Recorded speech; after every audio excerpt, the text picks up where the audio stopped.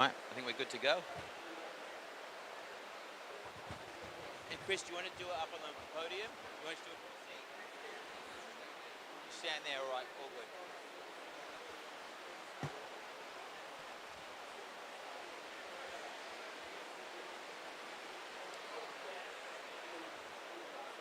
Well, good afternoon, everyone. Welcome to the South Australia, the Denmark Down Under. Now, I made this title particularly mysterious so that people would come and ask, why? Why have you called it the Denmark Down Under? And you will find out shortly. But South Australia and its capital, Adelaide, are obviously in contention to host next year. But separately, South Australia has an amazing story to tell. As one of only 2 jurisdictions around the world with such high variable renewable energy. It has therefore had to pioneer the goal of tripling renewables by 2030, which it has already achieved and then delivering more, on track to hit 100% renewables by 2027. Before we dive into the work from the Clean Energy Investor Group and the report, I'd like to invite the Australian Minister for Climate and Energy, Chris Bowen, who is just doing the rounds, first day at the COP, and we're very happy to have him here to talk to South Australia and its ambitions, be they clean energy or COP31. Please welcome the Minister. Well, thank you very much, Richie. Well, if you were looking for mystery in the title of this event, you achieved it, because when I saw this event on my program, I thought, oh, that's interesting. Might be a Copenhagen Infrastructure Partners event, or maybe I'm going to see my friend, the Danish Minister Lars, or the European Energy Commissioner Dan, and we're doing a joint event at the Australian Pavilion. That's lovely, I thought. And then I said to my team, what's this event I'm doing? They said, that's about South Australia. I said, Denmark's not in South Australia. Not even the Australian Denmark's in South Australia. What are we doing here? And then it was explained to me this was an event to promote South Australia's remarkable achievements, and that's very worthy. I'll be honest with you and say, when we announced Adelaide as the host of COP31, should we be successful later this week, I got plenty of questions, to be frank with you. Why Adelaide? A lot of people assumed we'd do it in Sydney or Brisbane or Cairns, and, you know, they are all good options as well.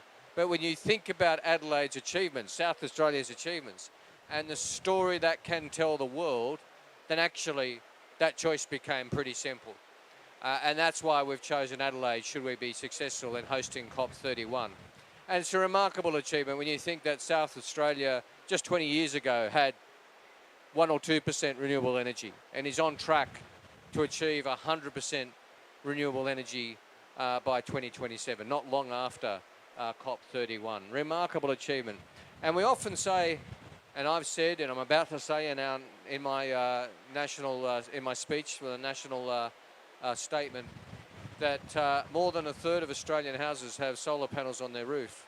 But in South Australia, it's more than 50%. And there aren't many jurisdictions around the world that can say that.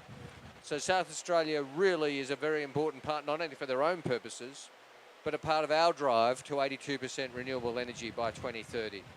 We couldn't do it without that South Australian leadership.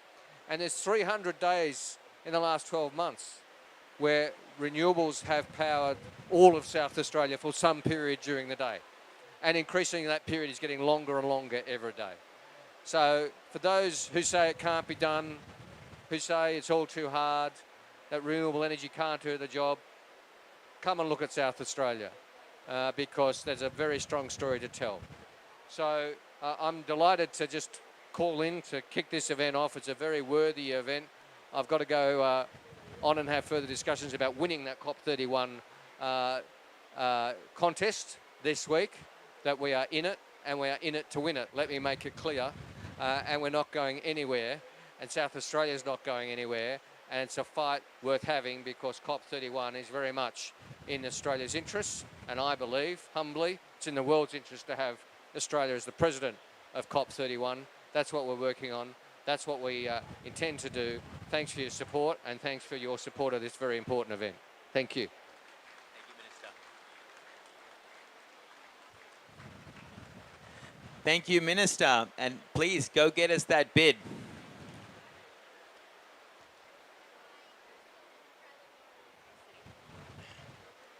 With a few selfies on the way.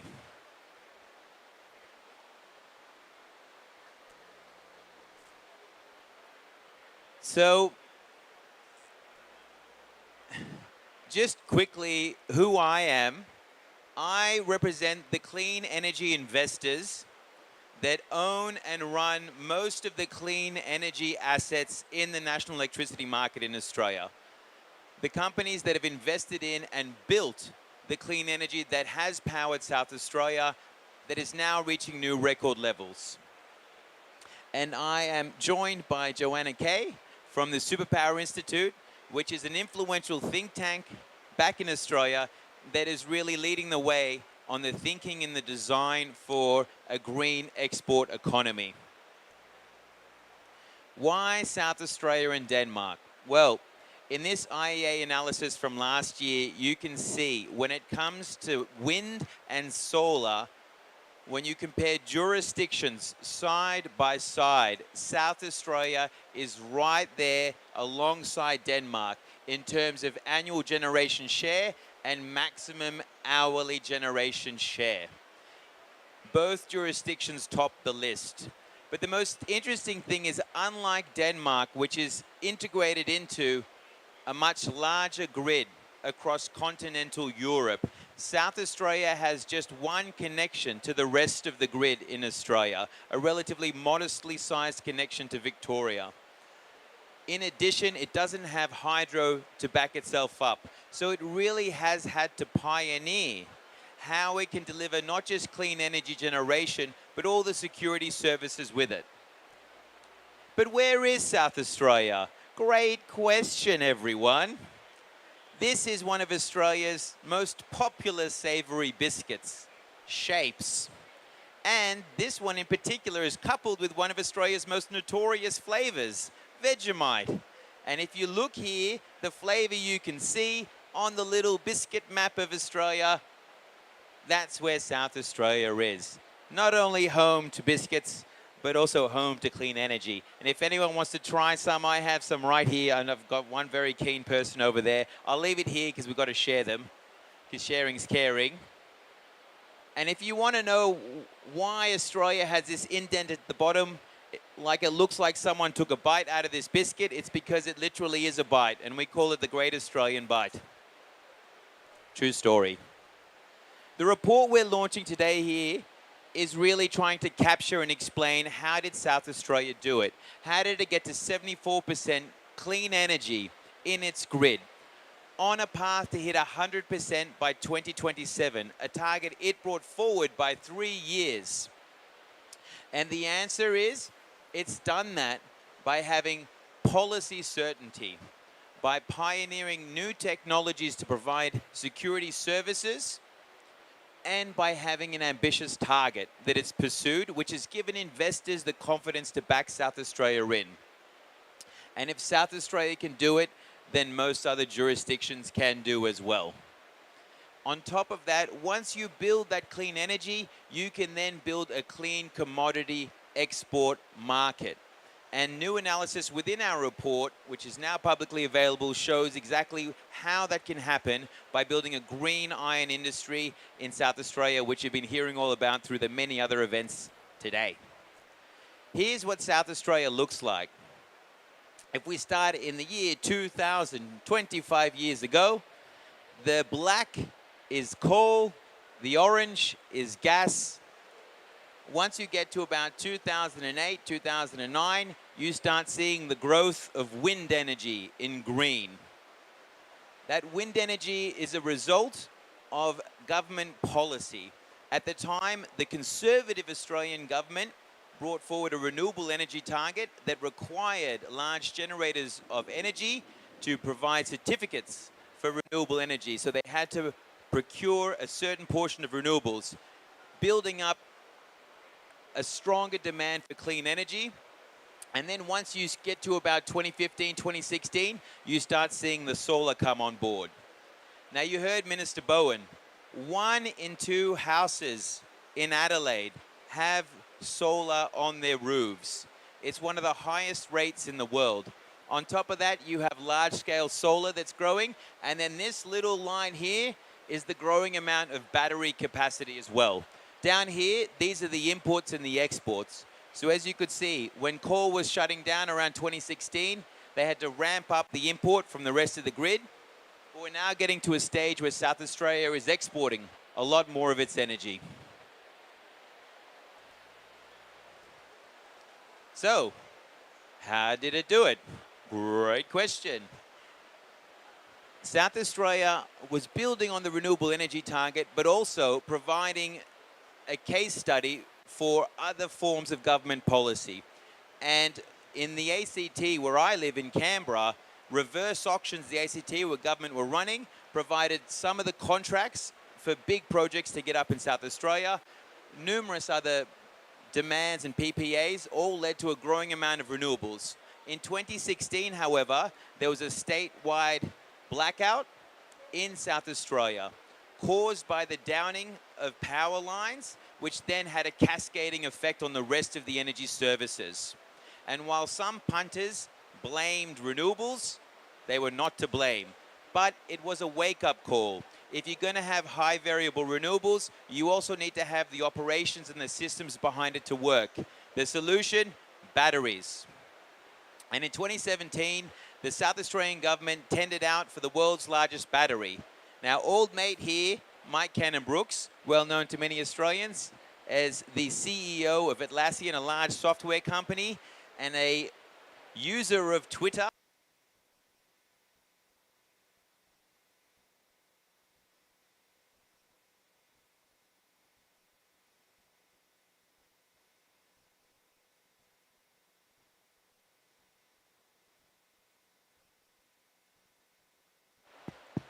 All right, we're back online. So, this is the good bit. Mike Cannon-Brookes, a popular user of Twitter and someone who wanted to see Australia transition off fossil fuels in its electricity grid, went on Twitter. At about the same time as South Australia was looking to procure a large battery, California had gone through a similar exercise. Not as big a battery, but one that Tesla decided that it could build, and it could build quickly. So Mike Cannon-Brookes got on Twitter and challenged Elon Musk to do the same, to build a battery and do it within 100 days, which, of course, knowing Elon Musk, he took the bait. And he said, sure thing, I'll do that. If not, money back. And therefore, within 88 days, we had the world's largest battery built in South Australia. Not only was this battery a key component for many of the services required, and if you want to get technical, it's the fast frequency response and the system integrity protection services, but not only was it a pioneer, it helped reduce the cost of providing these services from over $400 a megawatt hour down to about $40 to $50. A significant reduction in running these types of systems. On top of that, the battery basically paid for itself in record time. And the interesting thing that we're spotting now when it comes to the grid is that whilst batteries were originally brought in to support the system services to enable large-scale renewables, increasingly in Australia, we're seeing the batteries being used to dispatch storage and generation. So the pink is the money that you make by providing system services. The blue is the money you make from actually pumping the battery out when energy prices are high. And you can see more and more big batteries are coming online. And on top of that, there's a greater and greater demand for bigger batteries. And just last month, the South Australian government released a new tender process for 8-hour batteries, which it'll be contracting soon. So we're getting into the next wave of where batteries can go. So here's what the grid looks like in South Australia now. For any energy nerd out there, and I see a few standing at the back, cue thunder.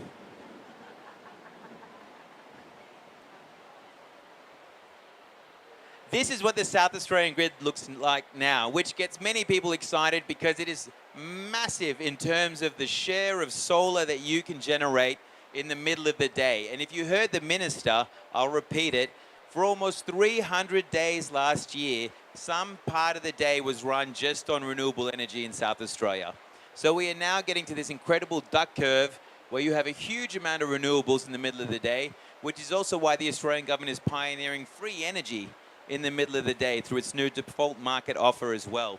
Because part of how you deal with high renewables is by changing the shape, when you can create the demand and when you can store it up. Australia has one of the most volatile energy markets in the world, which is why we're also seeing Australia as having the third largest share of big batteries in the world after China and the US, the highest battery uptake per capita, and we're seeing this both small scale and large. And this is by design. This is not simply something that we've just magicked up in South Australia. And if you go back to 2018, when the SA government first put out its target, 100% renewables by 2030, you could see it wasn't necessarily on track. But through numerous different policies, be they federal, like by the Capacity Investment Scheme, which is underwriting 40 gigawatts of energy, or whether that's through the South Australian government's policies to create additional demand through hydrogen, through a copper and green iron strategy, through the federal government's Future Made in Australia, you're seeing an increasing amount of policies that are being used to leverage the clean energy that's coming, to the point now where you're getting much higher demand in terms of the interested customers. And I can tell you these customers are coming from overseas as well as locally. 70% of the renewables in Australia are owned by foreigners, because Australia is actually showing that if you have good policy, then you can actually drive good investment. The next frontier is then building a green commodity market. Research commissioned by the Clean Energy Investor Group from Baringa looked at what you can do to leverage the clean energy and build off it to then build a green export future. And it identified South Australia as the most competitive location for green iron production right across the national electricity market. Why? Because of the world-class renewables, because it has rich magnetite iron ore deposits, which you can couple with green hydrogen, ooh, spicy, and consistent policy direction. And this research is all available, so I won't dive too deep into it. But the point is, and we can talk about it a bit more with Joanna and the work the Super Institute's done, it is poised to build this next economy. Australia's three largest exports are iron ore, coal and gas.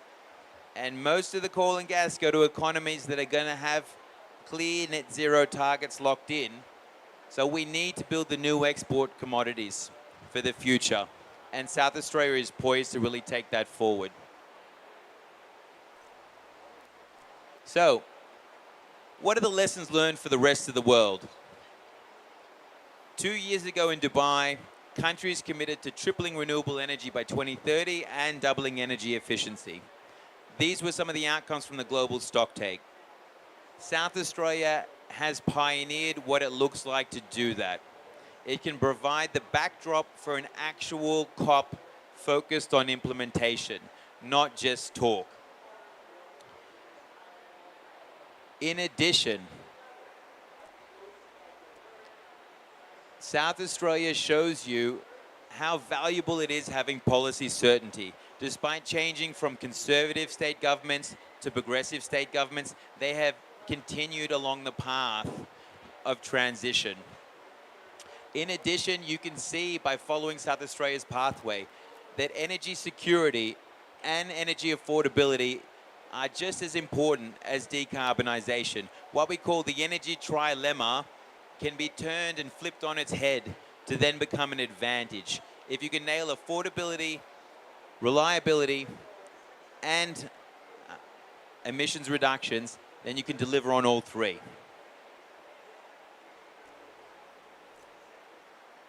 So, COP31. Just to be clear, because I've heard this many times, Adelaide has enough clean energy and enough clean beds. There are enough beds in Adelaide to host everyone who wants to come here. If we can have a COP in Belem, we can definitely have a COP in Adelaide. And Adelaide has all the lessons learned for how people can do this. Because the second part is we haven't had a COP in the Asia Pacific since 2007. And the Asia Pacific is where just under 50% of the clean energy needs to be built to hit that tripling renewable energy target. The Asia Pacific is where the majority of the world's emissions take place. It's where the majority of the world's energy is consumed. It's where the majority of the world's climate solutions are manufactured. And so we need to be having a COP that can leverage the Asia Pacific in order to build that transition.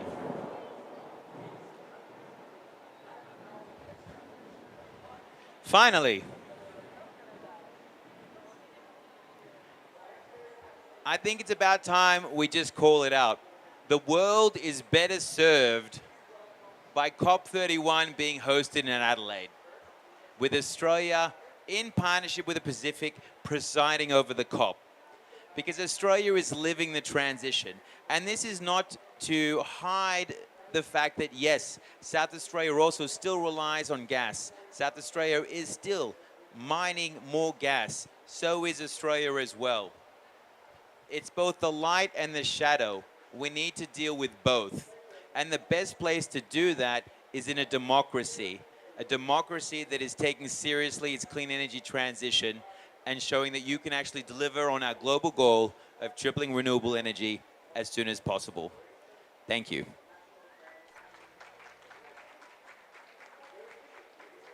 All right, so now we get to have a bit of a chat. But first, I'm going to start with my colleague and friend Joanna Kay from the Superpower Institute, who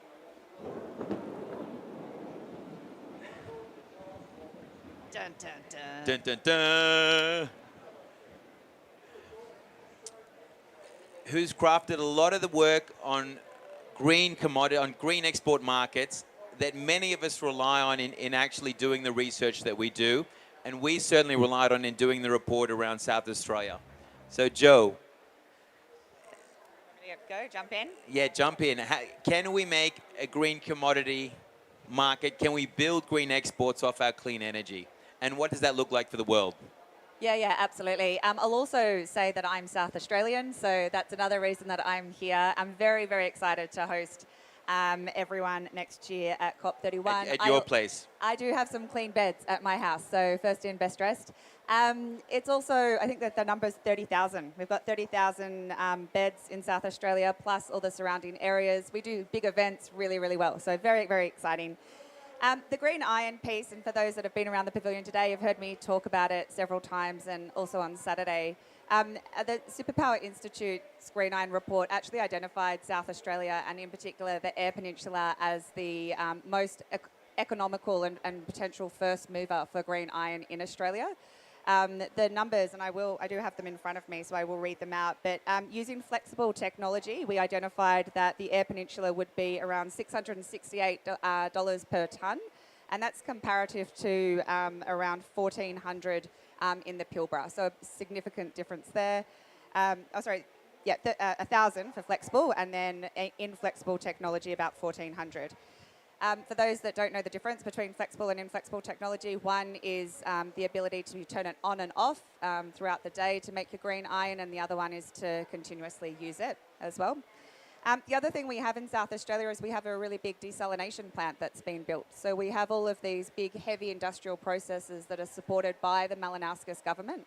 That he's very, very ambitious, and I've spoken to him both publicly and privately, and it's consistent. They had a big green iron expression of interest last year as well to try and get people into South Australia. I don't think I've met another premier that is so committed and ready to take the green iron piece forward. What it means for the rest of the world, I think, if we actually take Australia's green iron and we export it, we could actually decarbonise about 4% of global emissions, which is a huge amount. If you couple that with the green fuels that South Australia is also comparatively advantageous to lead, add a few more percents there, you're about 10% of global emissions that we can harness from South Australia and the rest of the nation. So pretty exciting. Thanks, Joe. So we can keep talking. We like talking all the time. Or if you have questions about South Australia or COP31 or green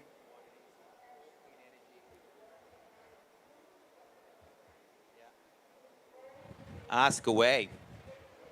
All right. Yep. Thank you. Thanks. Hello, Dr. Kimberly Humphrey. I'm Head of Climate at SA Health. Thank you for bringing up gas. That is the big concern that I consistently have as a South Australian, aside from being very proud of everything else that's going on. What's it going to take, and what are the steps for South Australia to make that move away from gas? Yeah, it's a really good question. I think Minister Konstantinos is very focused on what gas means for the domestic economy in South Australia. We actually just released a media statement, I think yesterday or the day before, around the gas use in Whyalla. So as the Superpower Institute, we've said, can we not use gas in Whyalla? I think it's important. I recognise we have an economic benefit using gas at the moment in the state, but it's also about let's not actually increase the consumption and let's just start scaling it down. So it is a tricky one with the current government.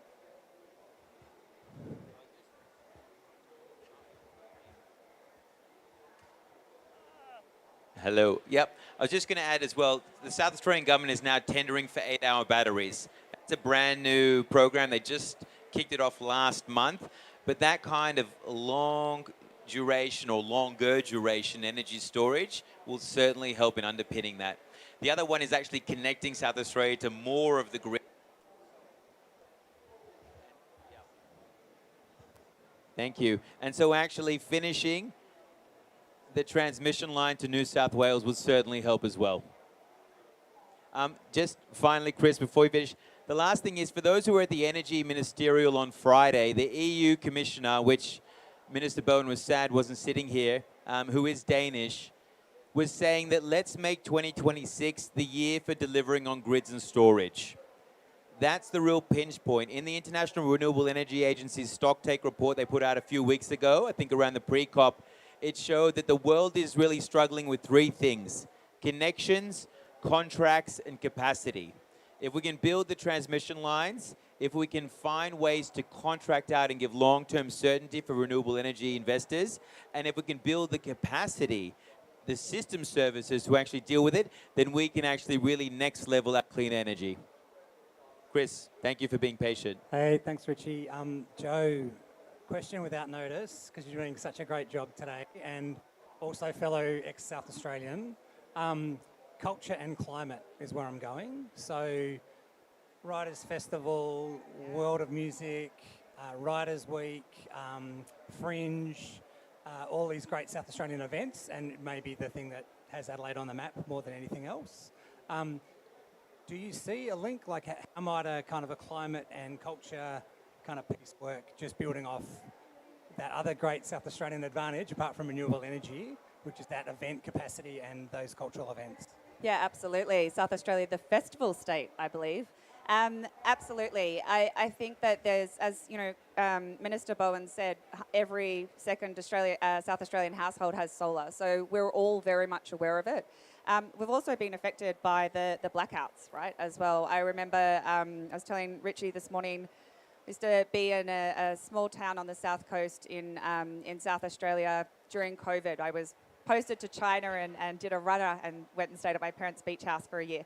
And we constantly had blackouts, and everyone was so used to it. And I was thinking, this is so odd. I've lived in all of these developing countries around the world, but we have blackouts all the time in South Australia, and that was really unnerving to me. So people are thinking about it. They're thinking about it from, you know, an energy security piece. They're thinking about it because it's really warm down there. We've obviously had a lot of the droughts. We've had flooding. I think it's flooding outside now. We've also got an algae bloom, right? So the climate and what people think in South Australia is very much linked to the culture. We do festivals very, very well. I've certainly been talking to people in South Australia outside of this industry, and they're excited. They're excited to host a COP. They're excited to make South Australia and Adelaide in particular, you know, the climate capital of Australia. And I think that's really beautiful. And it's a wonderful city. You know, we also have great wine, chocolate and cheese and all of the the incredible things as well. So yeah, our ability to host big festivals. We hold Live Golf, which is several thousands, maybe 20,000, 30,000 people. the tour down under, big cycling event. So huge connection between culture and climate. But also just on your point about grids as well, South Australia Power Networks has done a huge piece of work on grid mobilisation and transformation as well. And certainly some of the lessons learned that they've done on the digitalisation piece is actually really relevant for our partners in Southeast Asia. So I think having a COP in Adelaide to be able to talk about that, because we can't have a transition without good transmission. And the last thing to add is that there's numerous international investors who are using South Australia as a test case for how they can do this back home. And it's not just the big Europeans, like, yes, Copenhagen Infrastructure Partners, Vestas, like RWE, NG, they all own, major assets, Neoen. But also there's an increasing amount of Asian investors that are also building clean energy assets, like Potencia, which has Japanese investors, ASEN, which is a Filipino renewable energy company. So like you're seeing South Australia and Australia more broadly being used to really test what it's like to build those grids back and then integrate those lessons at home. Sorry to take it from you. Tyler Harlan, Melbourne Uni. I think that was the first Vegemite flavored shape I've ever had, and I've lived in Australia for a while. You're so welcome. Appreciate it. More questions on grids and storage. I'm wondering, anticipating the interconnection with New South Wales, what might be the role of long duration storage from elsewhere, like pumped storage hydro? And then also, will South Australia be exporting even more of its renewables to other part of Australia going forward? Yeah, I mean, it's definitely the plan for South Australia, not just to stop at 100%, but to keep going, right? That's the real opportunity. The same with Tasmania as well in building that additional link into the state so we can export its pumped hydro, more of it back into the mainland as well. Snowy 2.0, the big government-funded renewable energy and storage project will also be key. All these pieces fit into a puzzle. Because if you look at the amount of clean energy we'll need to really realize the superpower kind of prospect, I'll just jump back. Yep. I mean, look, it's like 140 gigawatts of new wind, 90 gigawatts of solar, 66 of battery storage, and 33 of pumped hydro. It's huge quantities that we'll need to build out. And so the opportunity's there, but we also need to get our house in order. That means actually improving how long it takes to plan and deliver a clean energy project, both at the state level and at the federal level through the EPBC process, which is currently being reformed, but probably not quick enough, as well as dealing with other things as well, like the fact that it takes quite a while to go through the Foreign Investor Review Board process when we're also trying to attract so much investment. And some of that's being taken care of. The federal government has a front door for new investment to build this future made in Australia. And the most exciting thing, I think, is a future made in Australia is a future made with Asia. And partnering up is really going to be key. And the most exciting thing about COP31 for someone who represents renewable energy investors is that the whole world's going to come to Australia. One, expecting to find a moral leader. And two, checkbook in hand, ready to invest in our transition. Thank you for a marvellous presentation. I've really enjoyed it. Carleen Maywald, also from South Australia. I'm the South Australian Water Ambassador. And I just wanted to put a plug in for South Australia in another area where we excel, which is in water management. And of course, water is to adaptation what energy is to mitigation in the climate change context. The driest state and the driest inhabited continent on Earth, and we have one of the most secure water supplies and water supplies across a very vast terrain. We've done some absolutely great things. The desalination plant is one of those. And I'm thinking that the conversation that we need to have around COP next year, COP31, is not only a narrative around the energy success, but the water success and the ability to be able to transition resilient communities in the face of climate change that's already here. Not really a question, but just a comment, and go South Australia. Yeah, absolutely. The Murray River is a key part of that as well. It's a huge piece of work that doing in South Australia. Just on the trade and the investment piece, Minister Sokach, the Trade and Investment or State Development Minister, is currently in Southeast Asia at the moment. He's there, he's talking about the investment opportunities, particularly in South Australia. And I think it's, when we think about subnational piece, if I can take away the FIRB piece, if we can think about the subnational engagement, we've got a very active South Australian government that's very willing and has a very strong appetite to harness those inbound investments as well. In addition, whilst it's unfortunate the South Australian government couldn't be here, they were certainly aware of and interested in the report, and they'll be helping us launch this in Adelaide on the 3rd of December. So if you are from or will be in Adelaide then, welcome to come. The Minister for Trade and Investment from South Australia will be there to open it, along with the former Premier Mike Rann as well. So there's a growing amount of interest from South Australia to showcase itself to the world, and we're just doing our part here in Belem. Hi, Vanessa von der Meulen from ISO, the International Standards Organisation. I was just wondering, a proud Australian expat, from an international context, what is South Australia doing to share this knowledge with other cities, other states, territories around the world? And if you were to have one key message to share with other places around the world to implement exactly what South Australia's done, what would that message be?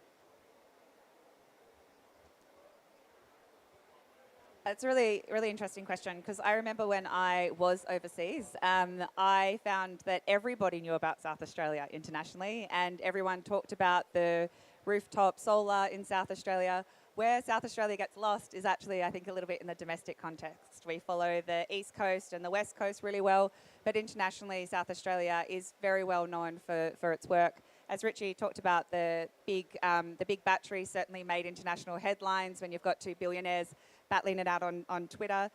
So I think we can certainly do more. I think COP will be an incredible platform to showcase that and showcase the talent. But we also have a lot of international engagement through the universities, and the academic sector is really important. I think my key message that South Australia can keep doing is actually being really ambitious. They're steadfast in their conviction, and I think just continue doing that. It's a good question, and I wish the South Australian government was here to answer it. In their absence, though, I know that like when there was the blackout on the Iberian Peninsula earlier this year, which was for a different reason. It was sort of a voltage spike, but it had the same cascading impact. It was a wake-up call that you need to build the systems to sit behind high variable renewables. Something that Australia and South Australia had to find out the hard way 10 years before almost. And so we're seeing as many people are coming up with the same obstacles. They're looking for places that have really pioneered it. And so telling the story, packaging it up in ways that are internationally accessible, not just for those who regularly jump on OpenNEM, I think is going to be key. And I think we can do a better job of it. But one way that's pretty obvious is hosting the COP next year, because it just brings a level of attention and scrutiny that we've never had. And it'll elevate the conversation in a way that we've never experienced. And that's both good for telling these lessons learned, but I think even better for actually investing in and planning out the next stage, which is even harder. How do you go past 100? Any other questions, friends?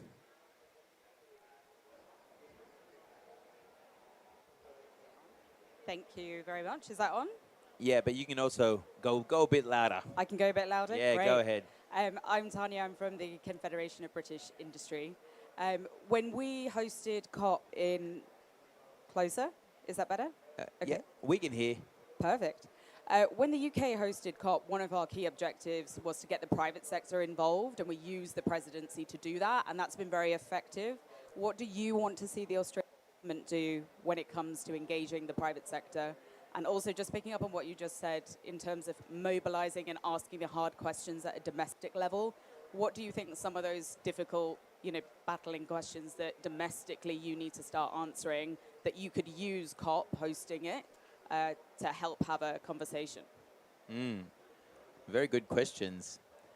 On the first one, in terms of the private sector engagement, which was a priority at Glasgow, we've been in a chicken and egg situation in Australia, which is that 1 week after Glasgow, the Labor Party said it wanted to host the COP. And it was so bullish about hosting that it wanted to host the COP last year in 2024 by not only securing the bid, but then doing a swap with the Eastern Europeans. Now, obviously, that didn't happen. but it shows you how long running the appetite has been from Minister Bowen to actually bring the COP there. The good thing is, by knowing that that was keen from the government, many of us have been able to organize outside government around that. And so I can see you standing next to some of my colleagues from other industry bodies and think tanks, but there's been numerous different groups that have organized, like the Maximum Ambition Coalition of industry bodies and think tanks, that for the last 2 years has actually been teasing out ideas for what Australia can do on climate finance, on clean exports, on clean energy and storage and grids. How can you progress the tripling renewables, doubling energy efficiency by leveraging the electrification that has been incredible in Australia? Now 1 in 3 houses have solar. That's 4 million homes. So how do we build on all these initiatives? And how do we do it as the private sector and those outside government, rather than relying on government to do it, so that when the time comes, we can slot it into the process and actually work it?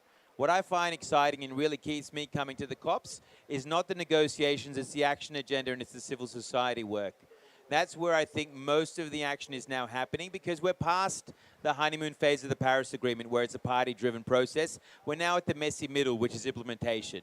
And we can do that, and there's numerous businesses and groups doing that, and we're very keen to showcase what that looks like. It also means having hard conversations around fossil fuels. Australia is the 3rd largest exporter of fossil fuels in the world, right? Now that changes, but it doesn't change too much in terms of that podium position. What does that mean going forward? We know that fossil fuel supply is not technically a responsibility that you must address within the UNFCCC accounting framework, but morally it is. And certainly if Australia is going to truly host in partnership with the Pacific and recognize the existential threat, the number one security threat that our neighbors have, and stand in solidarity with them, then we have to have a much harder conversation on what it means to be a major fossil fuel exporter. And what does transition look like? I believe Australians will only transition if they really, truly believe that there is a net zero economy that they can reach. And so far in Australia, climate action has been seen as the cost, and we need to turn climate action into an opportunity. We're on that journey, we haven't reached it yet, but it's doing both things. It's making clean energy real, it's using it to power clean exports, and it's then having really hard conversations around fossil fuels and supply.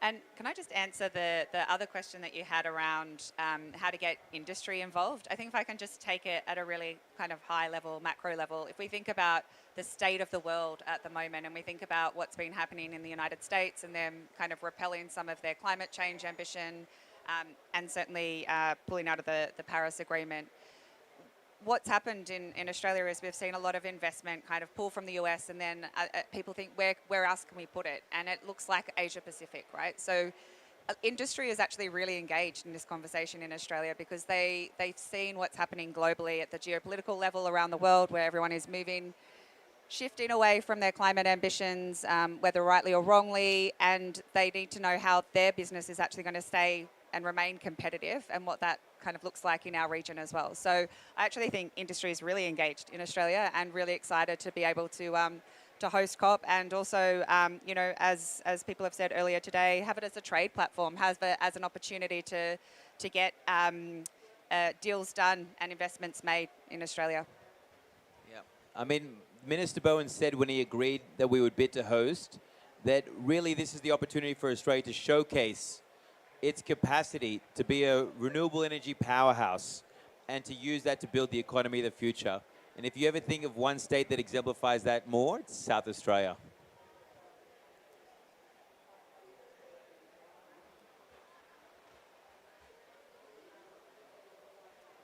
There's no other questions. We can just talk. We can just wrap up. Huh? If there are no other questions, and if we're all in agreement here that South Australia should host the COP next year, the Investor Group on Climate Change, please. Or the Asian Investor Group on Climate Change. What's your call to action for people in this room around the domestic kind of policy settings we need to support green iron in the lead up to hosting a COP? What do we need to be out there announcing to say Australia is open for business for green steel? The carbon price. So it's a TSI joke. Yeah, so obviously we want a really strong price on carbon. We want to see some, like our report identified the recommendations of a production tax credit at $170 per tonne for green iron. I think when we release the NDCs, we don't have the policy framework at the moment to actually deliver them. So we do need to look at the policies that we have. We do need to think about capital funding and support for first movers. We also need to look at planning and regulations. There's a whole lot of stuff that we can do. But I think domestically, we know there's a huge opportunity. We've got a comparative advantage. I think that what we need to do is also share that story with our trading partners so that they're ready to purchase our green iron when it comes online. Yeah, that was pretty comprehensive. I don't got anything else to do. Should we just wrap up now? Yeah. All right. Cool. If there are no other questions, then we can just wrap. Everyone's got their marching orders. Let's go get that bid. Let's bring COP31 to Australia. Let's deliver it in partnership with the Pacific. And let's deliver it with the Asia Pacific. So thank you, everyone. If you have any questions, you want to find the report, check out the site. I'll pop it on the screen. And we'll see you in Adelaide. Thank you. See you in Adelaide.